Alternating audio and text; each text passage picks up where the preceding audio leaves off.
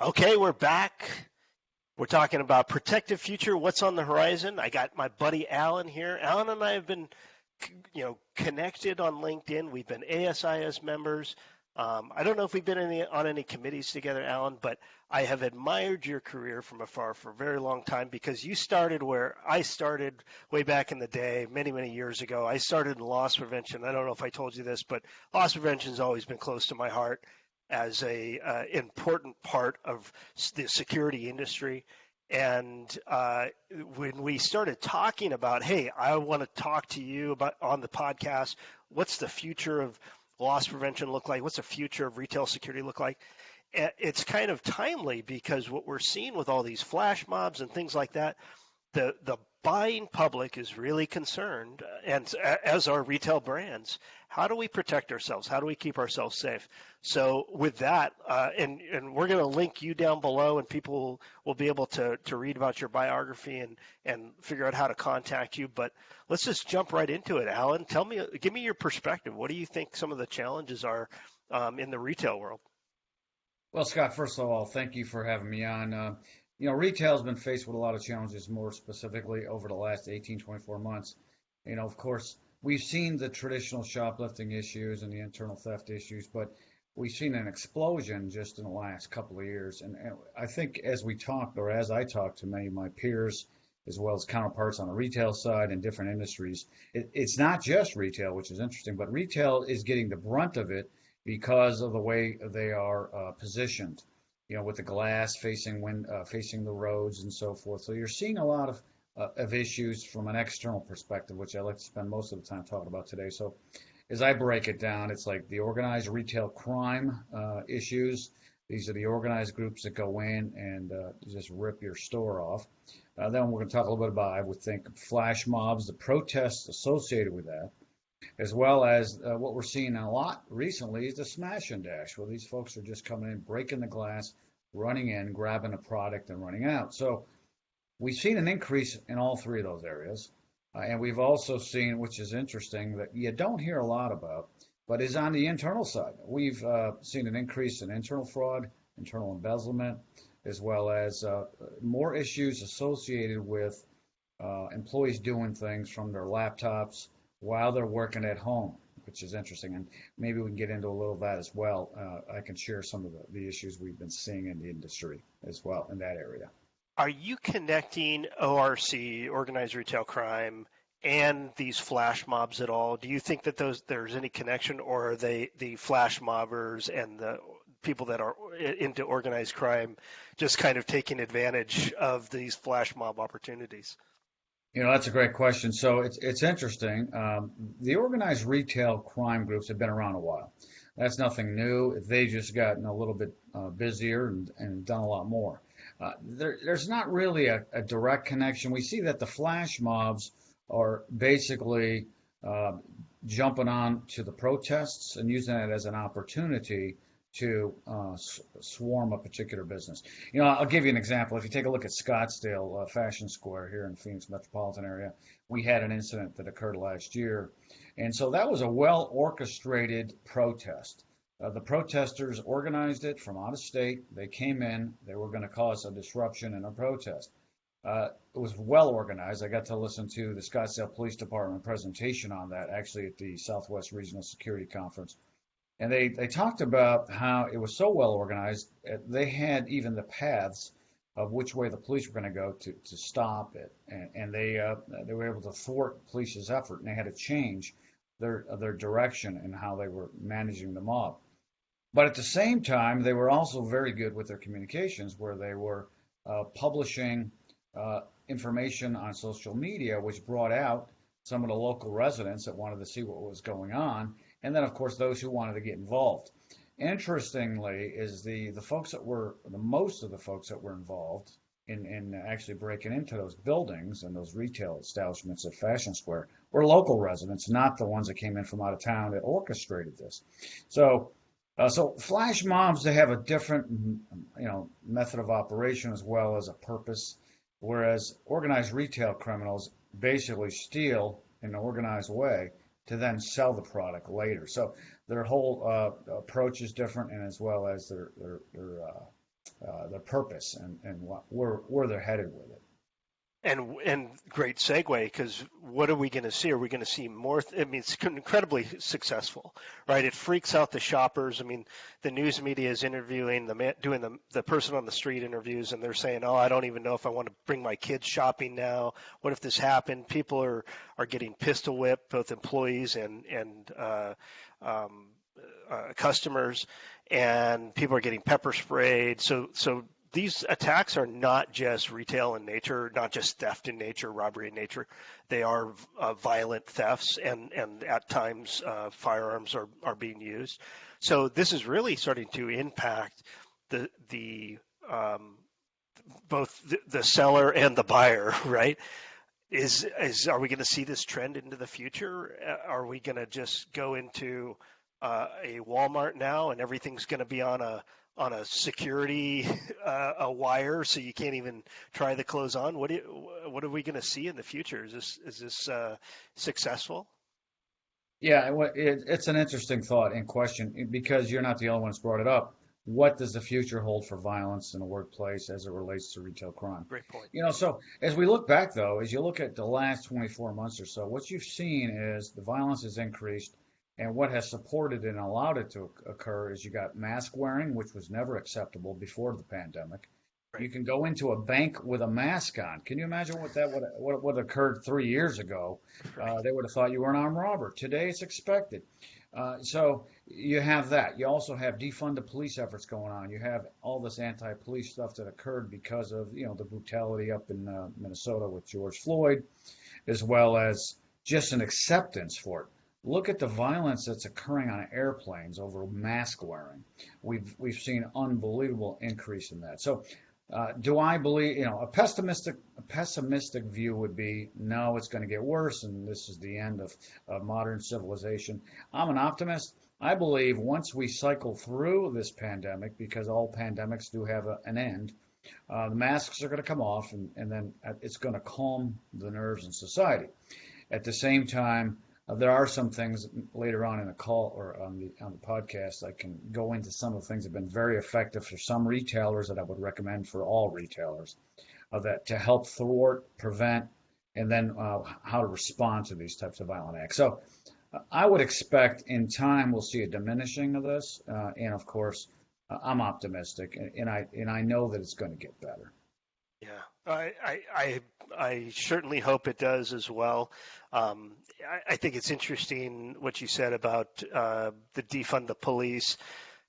Not just in Arizona where we reside, but kind of every major metropolitan area is having trouble finding candidates to be law enforcement officers. So not only are municipalities talking about how do we shrink a budget or reallocate the budget is really what they're talking about, not necessarily, wanting to do away with police. Even in Minnesota, which was radically anti-police, they are ending up wanting to keep their law enforcement and just reallocate funds to mental health type calls.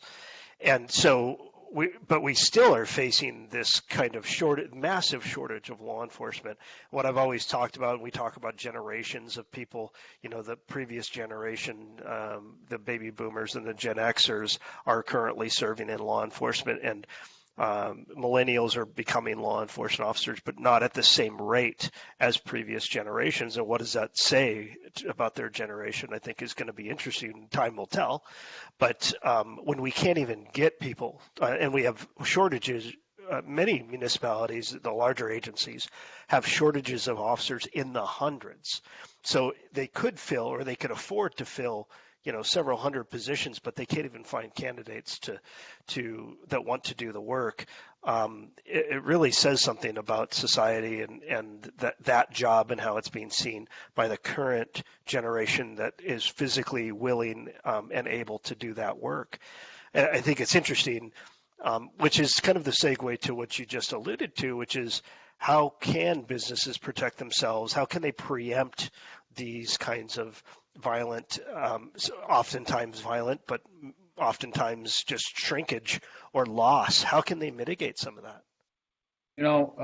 It's a great segue. Let me go back to the law enforcement perspective first, because There's going to be a radical change. There has to be in law enforcement and the way it is being operated. There's a paradigm shift going on in law enforcement as it is in security and protection of assets. Just to give you an example, on the physical security side in the corporate world, some of the technology that we're using today is robust, it's innovative, and it does a lot of good. This may not necessarily apply to retail, but in my last employer, we tested a drone which had talk-down capability. What that means is it had CCTV. You could talk to the person. You could hover over the person that breached, let's say, a fence line in a 40-acre lot, and your cameras could not get to. So you deploy the drone, you talk to the suspect, tell them law enforcement has been notified, and they leave, while the whole time it's being recorded. So I think we have to do in the United States, from a law enforcement perspective, we're going to have to get out of the box and look at what is successful in other countries like London, England, and others that are using more technology to support their efforts. One thing about computers and technology, it doesn't get tired, it doesn't need a break, it doesn't need a rest. And so we have to figure out what the right mix looks like in a law enforcement capacity. Now, on the corporate side, or in the retail security side, yeah, there's a lot of things that some retailers are deploying to help prevent, mitigate, and also then deal with those types of situations that occur. So we certainly can go right into that. So when we talk about the smash and dash and those types of things, what we have found that's most effective in preventing those, of course, is from a barrier standpoint, you got the standard bollards that are used, planters that are used to prevent someone from driving up and driving through the front doors or the glass. You got glass or crash resistant film that can go on different windows to help prevent or delay entry. What's interesting, we're actually testing through a grant through the university that I'm working at, Embry-Riddle Aeronautical University, the College of Business Security and Intelligence. We were awarded a grant to test certain film on glass. And so they're breaking it, shooting it, bombing it to see what the resistance is and how long it will delay entry. And of course, there's some good stuff that's going to come out of that when it's published. But there's plenty of good film out there, but it has to be placed strategically. What you'll find, like burglars, like anybody else, they don't want to get hurt when they break into a glass window. So what you'll find, and as you review video, they go into the section of the glass that offers the least amount of probability of being cut or hurt. So your film has to be placed on those entry points, whereas the other partial or your glass partitions need to be protected in some other way with a gate or something else. So really work with their physical security experts, and they can determine what is the best placement for the film, as well as the gates, of course, bollards, and we talked about those barriers to prevent people from driving up. But also on the intelligence gathering side, because a lot of these mobs and even the organized retail criminals and those types of individuals, they organize, they communicate. So you need intelligence. And I think some of the best things to do is find somebody that's in that business, like Life Raft Navigator, that will scour the deep, dark web and look for those posts that you and I might not be able to find because we're not trained to look for that. There's plenty of intelligence organizations out there that can do that for you. Interestingly, we used Life Raft at my last company during those protests. And they were able to provide us some great information about protests that were not even publicized, so that we were able to put a perimeter, a geofence, if you will, around that location where that mob was going to occur, and our employees were not able to go in there with their vehicles. So we were able to prevent that from occurring. So this information is awesome. And so, you have to deploy those types of systems and utilize those vendors, as well as what I would always recommend, because when you look back and do post-incident investigation, there's always somebody in your organization that had a heads up. There's some information that they had. So you're going to have to encourage communication. You have to encourage the use of the confidential hotline, so that if employees have information or a tip about an event that's going to occur, you have to make sure that the culture is such that they'll be willing to share that information. So that goes back to just good communication, good leadership, and to be open to that information. And again, there's other vendors out there that can help you with the intelligence side. Forensics is another company I'm very familiar with. Now, Forensics does a lot on the pre-employment side, but also investigative side, where they can gain information and knowledge of information within an organization through asking questions. It's an automated system using artificial intelligence as well as algorithms that are uh, built into the question format to help get information. So another good investigative tool. But beyond that, I mean, there's a lot of other things that retailers can do on their own to protect. And one of the things that all retailers and loss prevention professionals will tell you is you don't put your expensive stuff by the exit, okay? You put the good stuff in the back of the store. So you want to place that. Electronic article surveillance. Yeah, yes, good stuff, but that's not going to prevent your organized retail crime folks. But it will prevent your casual shoplifters. You talked about earlier, Scott, cabling. Certainly cabling will help, but you don't want to cable everything. No. So you may have to do what Apple does, right? They only have displays and everything else is locked up in the back room. So look at the valued product, and you're going to have to balance merchandising with security. There's a balance, and what is that? How much can you afford to lose? And once you figure out what that ratio is, then you have to decide the best way to protect your merchandise. So locking up in the stock area and only putting the displays out. Of course, human bodies on the floor help. The other thing is video surveillance technology. You got great video analytics today. You got facial recognition that can help identify those folks that are coming in and coming back, so you can build your watch list for those individuals that come back repeatedly. Electronically GPS tracking devices for your systems. If you're in a wireless business, of course, make sure those tracking devices are on in your iPads or your phone displays, what have you. But now they're actually coming up with some really cool stuff to put into your packaging, so that if it is stolen, of course, you can track it. So that will help. Appropriate staffing, is always a good thing because That's tough, right? it's tough, especially now. So maybe during this interim period where you can't staff up, you're going to have to change your procedures. Maybe you protect more merchandise by putting it in the back, only have displays out, be a little bit more security minded during this time. Joining those organizations that we talked about before the call, the organized retail crime associations, every city has them. It's sharing information about these crime networks with other retailers, as well as CLEAR, which is the Coalition of Law Enforcement and Retailers. You need to be members of these. You need to be active and actively involved in these things. Of course, one of the things we don't hear enough of, but you have to prosecute. When these folks are apprehended, you have to prosecute. Now, a lot of these folks getting prosecuted, like what happened at Fashion Square, that could be career ending for some of these, and that's a great deterrent to others. So you have to follow through on prosecution, and if it's a situation where the assistant prosecutor doesn't want to push it, you need to work with your government and public affairs department and push it, because sometimes they don't want to touch it because it may be a political issue. But if it's a criminal act, it needs to be pursued, and especially when it deals with violence, such as these do. Organized retail crime are always violent. They're assaulting people on the way in and out. Flash mobs, of course, have always turned to be someone's always getting hurt. In some cases, worse, as well as smash and dash when they're driving through the front of your storefront. I mean, think about the potential damage to human life, and not to mention the property. So you have to follow through with prosecution. I think that's really important, especially when you see what happens. There are great examples out there, municipalities that don't follow through with prosecution, specifically with some type of retail theft, like California has their thresholds have changed. They're much less apt to prosecute for those kind of misdemeanor type crimes.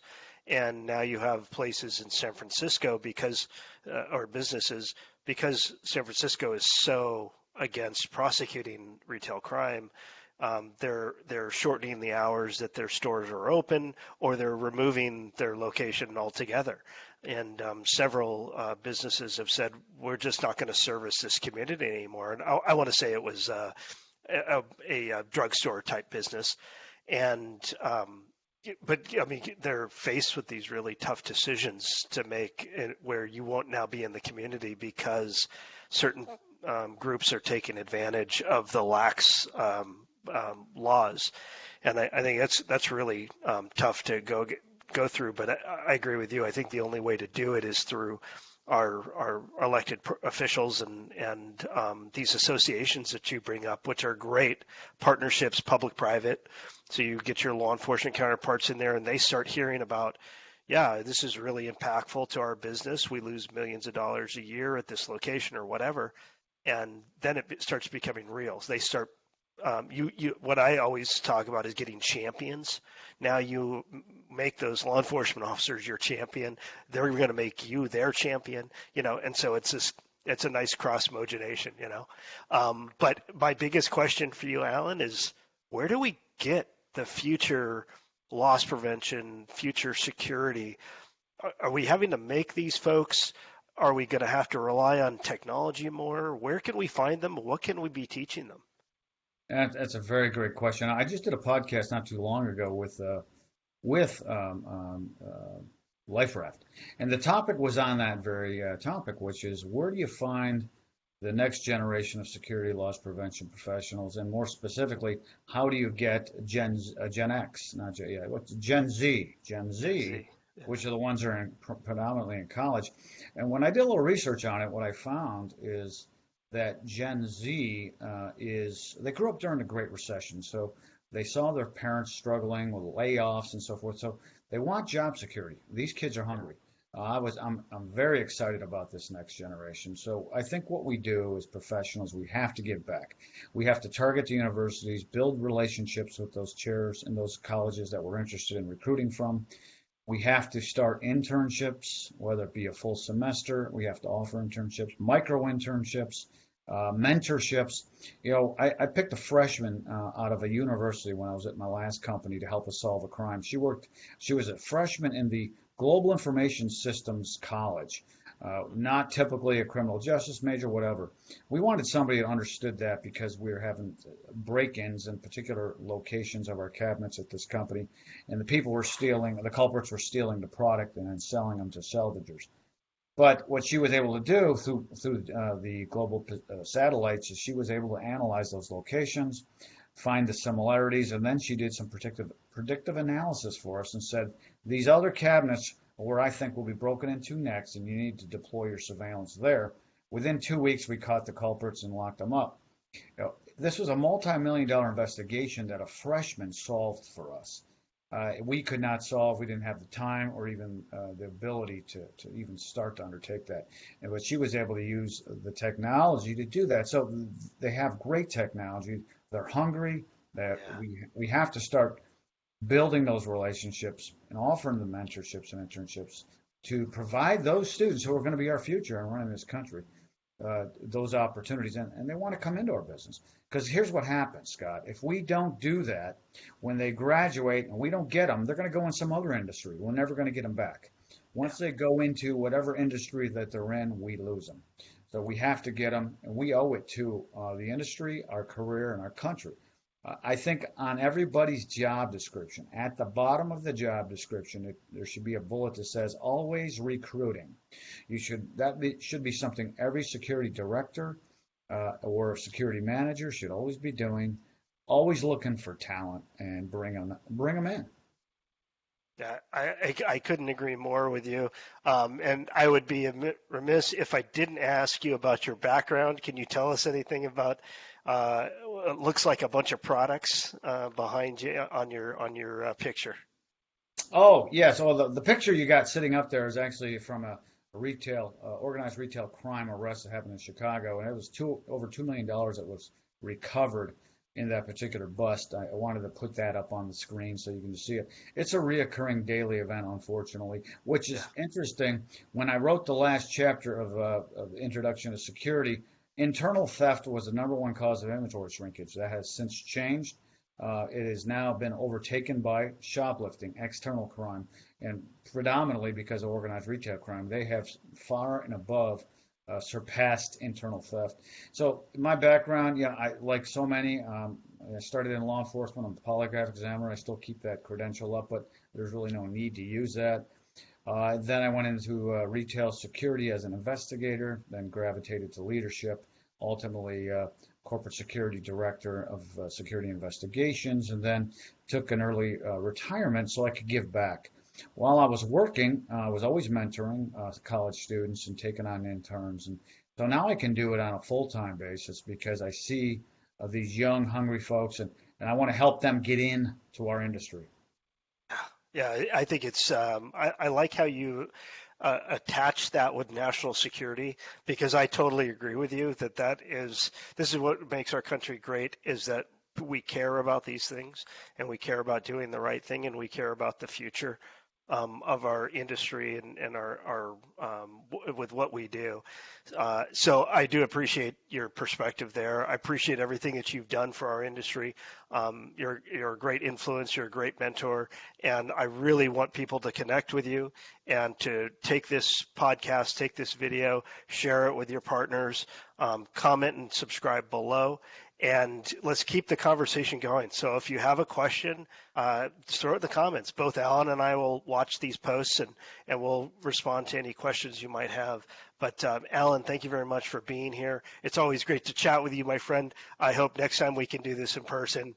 And I wish you the best. Super excited to hear about what you're going to do at Embry-Riddle, which is a great college, by the way. Being an Air Force guy, I love what we're doing with aviation too. Awesome. Thank you so much, Scott. Take care, buddy.